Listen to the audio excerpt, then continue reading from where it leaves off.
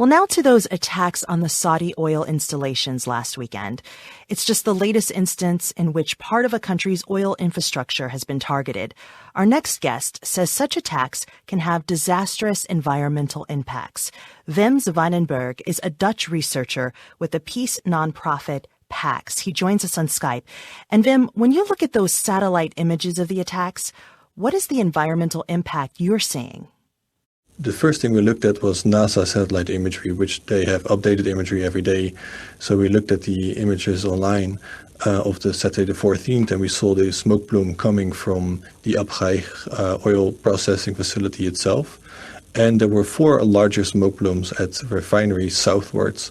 And initially, there was still a lot of unclarity or a lack of clarity what happened exactly. So we thought there might be strikes there as well. But later on, it turned out this was like emergency flaring of oil that couldn't be processed anymore at the main refinery. And can you explain those flares and the significance of those flares? Yeah, so basically in the refinery process, there's absence or leftover products of gas that needs to be burned off. It's called flaring. And usually this happens under really strict circumstances. So, for example, here in the Netherlands, in Rotterdam, there's a main refinery, and they have to apply a lot of filters to prevent any air pollution.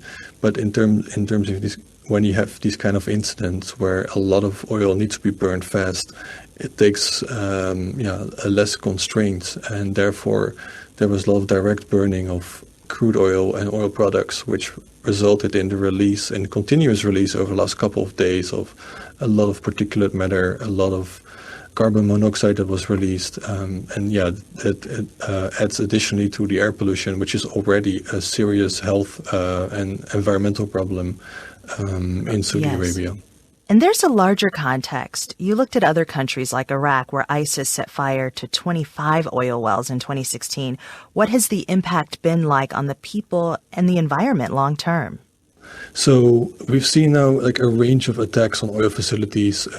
It's not only ISIS, of course. The main oil fires were in Kuwait in 1991. Mm-hmm. Then this happened again. There were a couple of smaller oil well fires as well, which resulted in significant air pollution. So in 2016, where ISIS set those oil wells on fires, these wells were burning for 8 months. Mm-hmm. Over 1.5 million barrels of oil were burned in this period.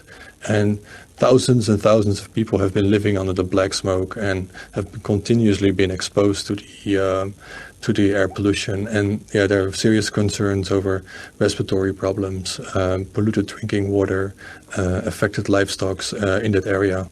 Secretary of State Mike Pompeo has blamed Iran for the attacks, as we know. Iran denies that, but can you put it in context? Are you seeing more oil facilities targeted right now? Well, what we see throughout the region is where oil facilities and oil infrastructure have become a target. So, of course, ISIS did that. The Operation Tidal Wave 2 under the U.S. coalition in Syria and Iraq did it as well to prevent ISIS from getting income from oil refining. But we also see in the Strait of Hormuz and in the Persian Gulf where Iran has targeted oil ships, which can create a lot of marine pollution. We've seen in the coast of Syria where likely a state blew up oil pipelines at Baniyas earlier this summer, which led to pollution of the coast from oil products.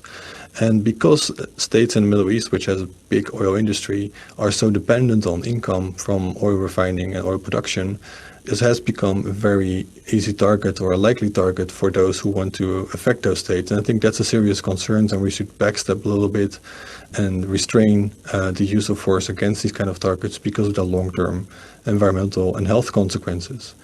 People talk a lot about the impact on oil prices, and you're talking very specifically about the impact on the environment and the people who live in these areas.